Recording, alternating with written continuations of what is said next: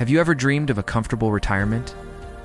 You work hard for decades, save diligently, and finally reach that golden age where you can kick back and relax. This isn't just some cautionary tale from a textbook.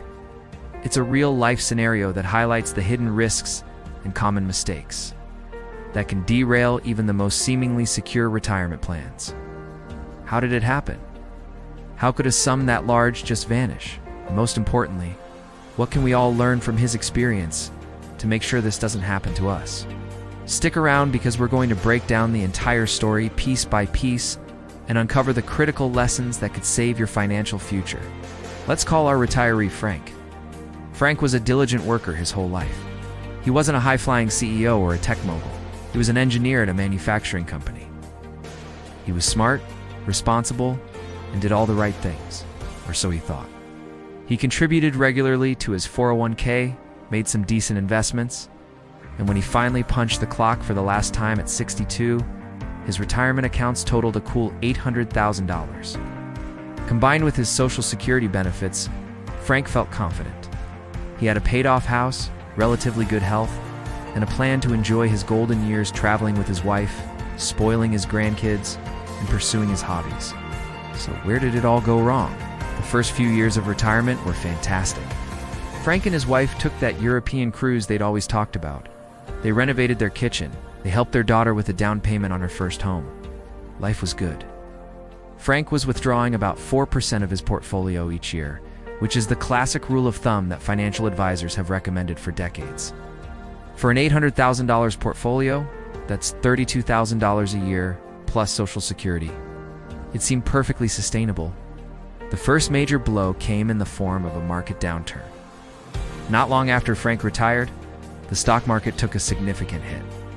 We've all seen it happen: the dot-com bubble, the 2008 financial crisis, the dip in early 2020, when you're still working and contributing to your 401k.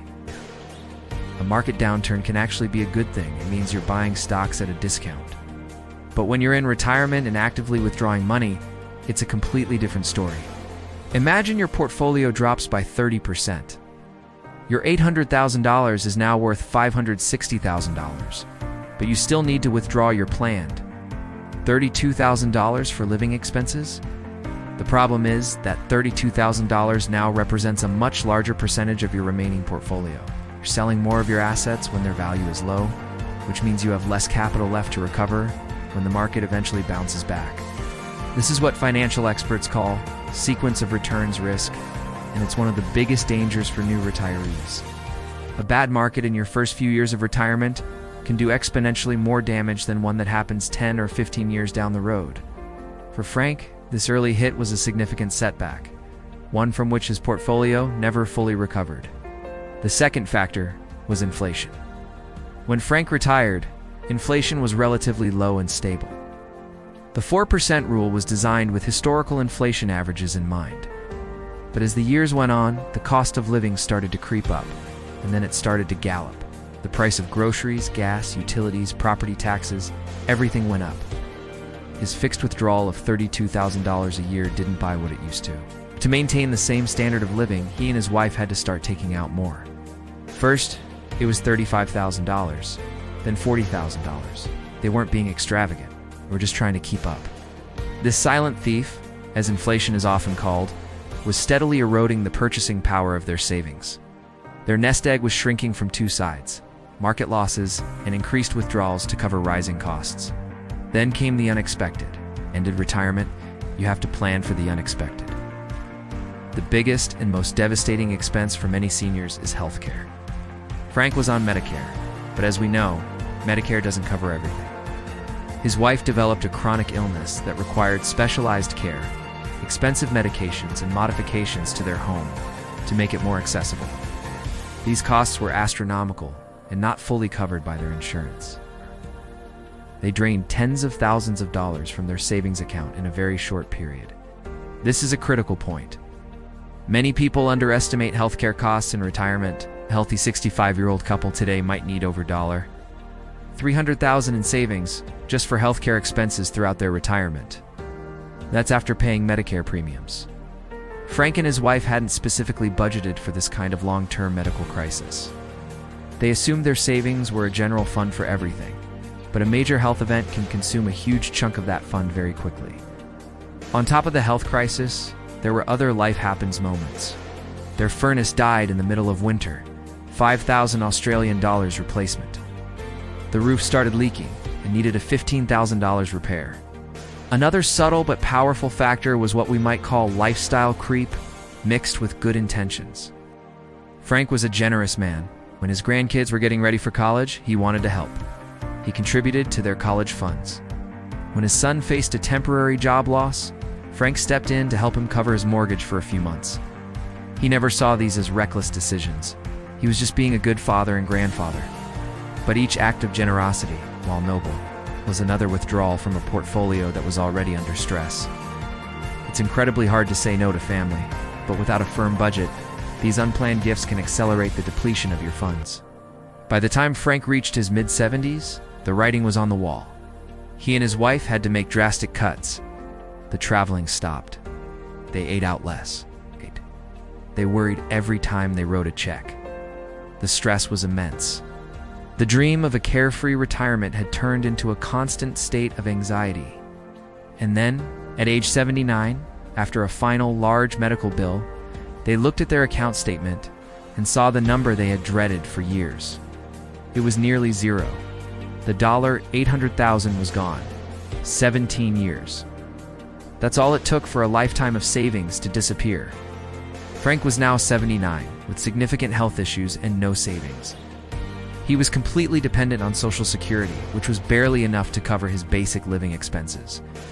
He and his wife had to sell the family home they had lived in for 40 years and move into a small rental apartment. The emotional toll was just as devastating as the financial one. So what are the lessons here? This story is heartbreaking, but it's also incredibly instructive. First, the 4% rule is not a law of physics.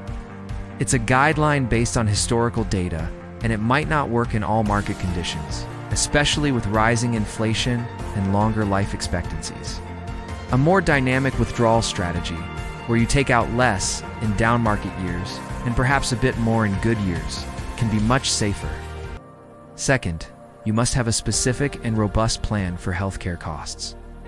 Don't just assume your general retirement fund will cover it. Look into long-term care insurance, health savings accounts, or at least earmark a significant portion of your portfolio specifically for medical expenses. Assume you will spend more on healthcare than you think. Third, factor in inflation realistically. Your expenses in 20 years will be much higher than they are today. Your retirement plan needs to account for this. It's either by holding investments that can outpace inflation or by building a buffer into your budget. Fourth, protect yourself from sequence of returns risk.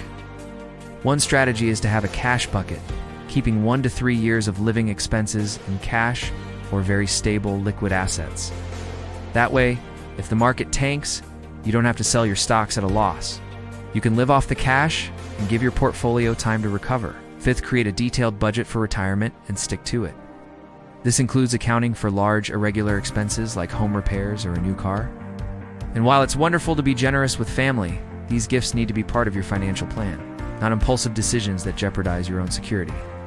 It might mean having tough conversations, but protecting your own financial stability is the best way to avoid becoming a burden on your children later. Frank's story is a stark reminder that financial security in retirement isn't just about how much you save. It's about how you manage and protect that money once you stop working. It's about planning for the worst-case scenarios market crashes, high inflation, and health crises, not just hoping for the best. So what can you do right now? If you're decades away from retirement, save aggressively and learn as much as you can about investing. If you're getting closer within 5 or 10 years, it's time to get serious about creating a detailed retirement income plan. Stress test your portfolio. Run the numbers with higher inflation rates and potential market downturns. Talk to a certified financial planner, not just a salesperson, but a fiduciary who is legally obligated to act in your best interest. Retirement should be a time of peace and fulfillment, not fear and anxiety. By learning from Frank's difficult journey, we can all take steps to build a more resilient, more secure future for ourselves. Don't let his story become your story. Thanks so much for watching. If you found this information valuable, please hit that like button and subscribe to the channel for more content to help you navigate your financial life. Let me know in the comments what your biggest retirement fear is, or if you have any strategies you're using to prepare. Stay smart, stay safe, and we'll see you in the next video.